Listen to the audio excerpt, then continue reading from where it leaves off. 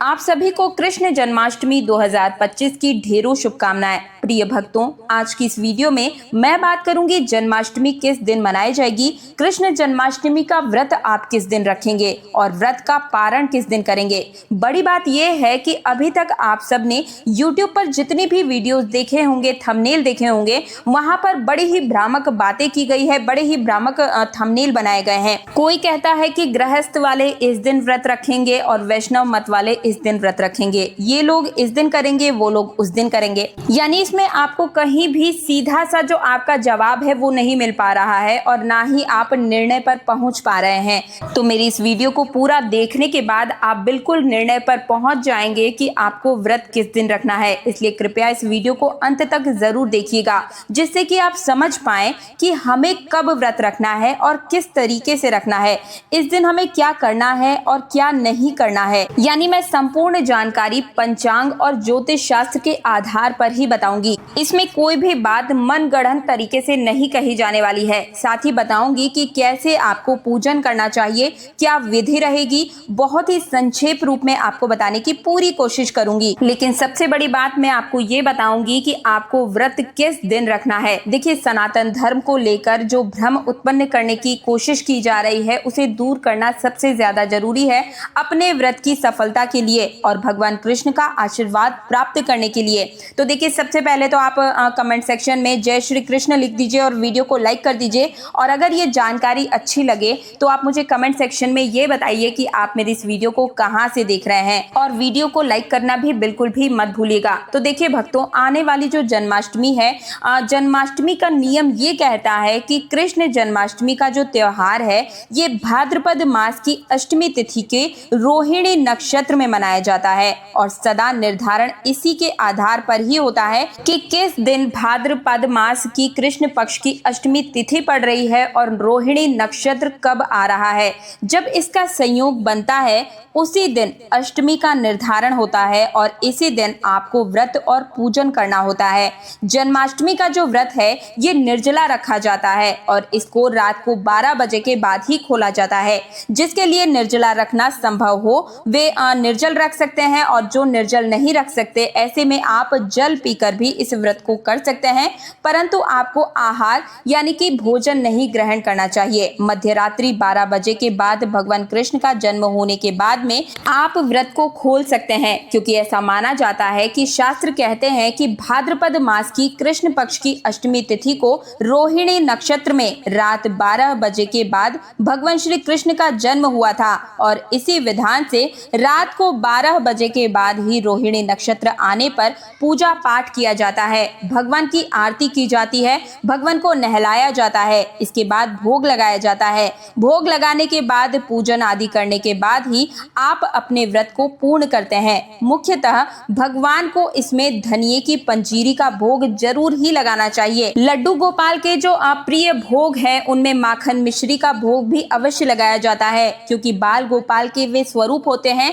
और धनिये की पंजीरी के भोग का भी विधान माना जाता है और यही भोग प्रसाद स्वरूप हम सभी ग्रहण करते हैं। इसके बाद पंचामृत के साथ आप व्रत खोलते हैं। और अब मैं आपको बताती हूँ कि इस दिन यानी कि जन्माष्टमी पर क्या घटना चक्र घटित होने वाला है। तो देखिए, इस साल की शुरुआत में ही मैंने आप सभी को बता दिया था कि ये जो साल है, साल 2025 बहुत ही ज्यादा उत्तम नहीं रहने वाला है, क्योंकि इस साल में कोई भी त्योहार अपने सही समय पर और सही अवस्था में नहीं पड़ रहा है, सही ग्रह नक्षत्र नहीं पड़ रहे हैं। और जब ऐसी व्यवस्था होती है ना, तो वो साल कभी भी फलदायी नहीं होता है और ऐसा ही अब घटित होते हुए दिख भी रहा है। भाद्रपद मास के कृष्ण पक्ष की जो अष्टमी तिथि है, इसकी शुरुआत इस साल 15 अगस्त को रात्रि 11:59 पर शुरू हो जाएगी और अष्टमी तिथि का जो समापन है वो 16 अगस्त को रात्रि 21:34 मतलब 9:34 पर होगा। देखिए, अभी तक आपने जितने जितने भी वीडियोस देखे होंगे या किसी से भी सुना होगा तो यही सुना होगा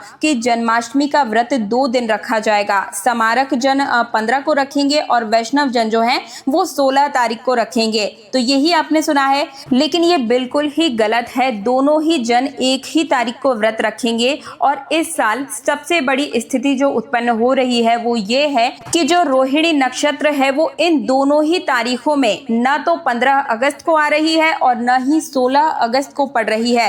रोहिणी नक्षत्र आ रहा है सीधा 17 अगस्त को, यानी कि विपरीत में, और वो भी 4:30 बजे के आसपास में। तो इस बार जो जन्माष्टमी है, श्री कृष्ण जन्माष्टमी, जो रोहिणी नक्षत्र के बिना होने जा रही है इस साल, वो हमारे पास 2 विकल्प के रूप में है।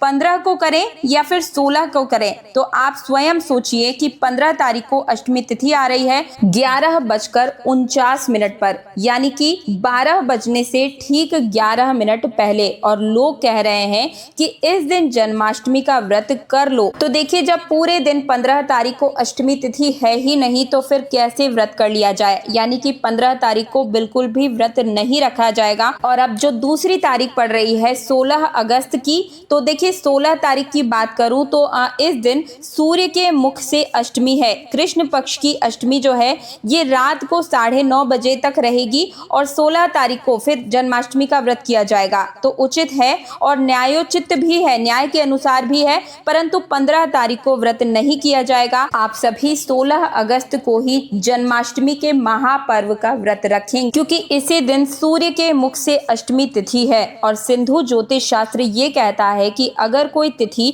सूर्योदय के 2.5 घंटे तक रह जाती है तो उसके बाद यह पूरे दिन मानी जाती है। तो शास्त्रीय विधान को लगाते हुए, शास्त्रीय नियमों को लगाते हुए भी पूरे दिन अष्टमी 16 अगस्त की तारीख को ही मानी जाएगी और इसी दिन आप सब व्रत रखेंगे, यही उत्तम रहेगा, सर्वथा कल्याणकारी रहेगा। और इसका पारण जो है वो 17 तारीख को सूर्योदय के बाद किया जाएगा, क्योंकि जो रोहिणी नक्षत्र है वो 17 तारीख को है। इस वजह से आप सूर्यास्त के बाद में 17 तारीख को इस व्रत का पारण सभी कर लीजिएगा। ये थी संपूर्ण जानकारी कि जन्माष्टमी के जो शास्त्रीय विधान के अनुसार साल 2025 में योग बन रहे हैं, उस अनुसार आपको कब व्रत रखना है और कब इसका पारण करना है। और जन्माष्टमी व्रत से जुड़ी हुई संपूर्ण जानकारी मैंने अपने चैनल तीज त्योहार और धर्म पर डालना प्रारंभ कर दी है। आप सभी इस वीडियो को देखने के बाद मेरे चैनल में विजिट करके हर एक जानकारी को अच्छे से समझ लीजिए और पूरे मनोभाव के साथ इस व्रत को रखकर संपूर्ण फल की प्राप्ति कीजिएगा। साथ ही आप मेरे चैनल में अपने निजी जीवन से जुड़ी हर समस्या का समाधान भी बिल्कुल मुफ्त में पा सकते हैं। वीडियोस जाकर जरूर देखिएगा, चेकआउट कीजिएगा।